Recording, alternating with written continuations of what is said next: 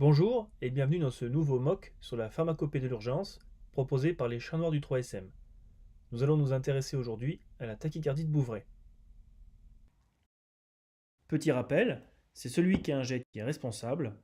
Nous vous invitons à bien agiter vos seringues après préparation, surtout les grosses seringues de 50, afin d'homogénéiser le mélange, et ces diapositives ne remplaceront pas une prescription médicale. La maladie de Bouvray est une tachycardie jonctionnelle paroxystique, c'est-à-dire une accélération intense du rythme cardiaque, commençant et finissant brusquement. La transmission électrique dans le cœur débute du nœud sinusal jusqu'au nœud auriculo-auriculaire qui se poursuit dans le faisceau de His. Nous allons voir ici une vue grossie du nœud auriculo-auriculaire. La conduction normale, du haut vers le bas, se réalise au sein du nœud auriculo-auriculaire. Dans la maladie de Bouvray existe un faisceau supplémentaire accessoire qui est parfois mis en route par des stimulations ectopiques venant de l'oreillette ou du ventricule et va envoyer des informations électriques soit dans le mauvais sens, soit en créant une boucle de réentrée au sein du nœud auriculo-auriculaire, ce qui se manifeste chez la personne par une tachycardie à 180 battements par minute, et les signes CG sont des QRS fins, réguliers, et on peut observer des ondes pérétrogrades causées par ce retour en arrière de l'onde électrique. On peut mettre en place des traitements non médicamenteux par stimulation du nerf vague. Réalisé par le médecin, on retrouvera le réflexe oculocardiaque, on appuie sur les yeux fortement, ainsi que le massage du sinus carotidien. Je répète, c'est vraiment à réaliser par un médecin.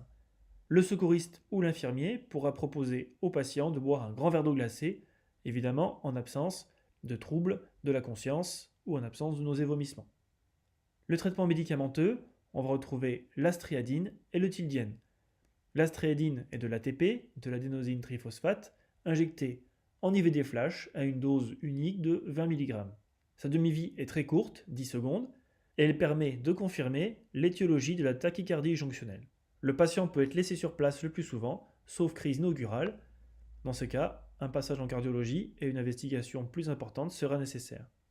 L'astréadine est souvent très mal supportée par le patient car il crée vraiment un arrêt du cœur, une pause sinusale pendant 8 à 10 secondes qui peut être très mal vécue avec une sensation de mort imminente. Par contre, cela résout le problème et le patient peut rester à domicile. Le tildième, par contre, elle lui a injecté en IVD lente jusqu'à obtention d'un rythme ralenti, normal autour de 80-90 par minute. C'est habituellement obtenu autour de 18 à 20 mg. Sa demi-vie est beaucoup plus longue, de 30 à 60 minutes. C'est un inhibiteur calcique, il y a donc un risque de bradycardie et d'hypotension. L'inconvénient, c'est qu'il ne permet pas de connaître l'origine exacte de la tachycardie, puisqu'il a un effet bradycardisant général. Attention à ne pas injecter en présence d'autres antiarythmiques chez le patient, comme le bêta-bloquant ou l'amiodarone. Si le patient est laissé sur place, malgré tout, attention, le risque d'hypotension orthostatique est très important.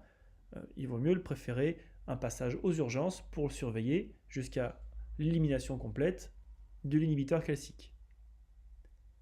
A très bientôt pour d'autres vidéos des chats noirs du 3SM.